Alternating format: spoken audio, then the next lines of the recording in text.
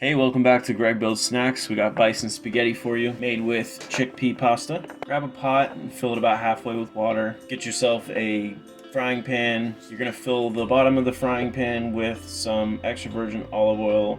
I have just enough to make a light layer on the bottom, and usually what I do is lift it up and roll it around to make sure I cover all the sides. We're gonna use butcherbox's grass-fed bison.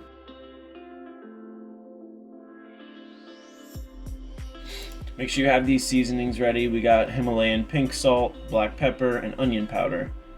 And for each, you're gonna do about a half a tablespoon.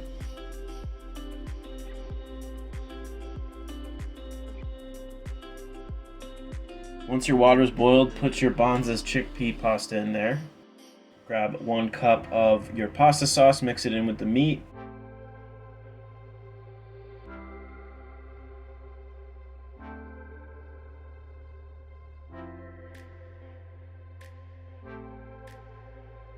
Once your pasta has boiled for about 5 to 10 minutes, you're gonna take it out, make sure it has this consistency. Add about a tablespoon of salt to taste.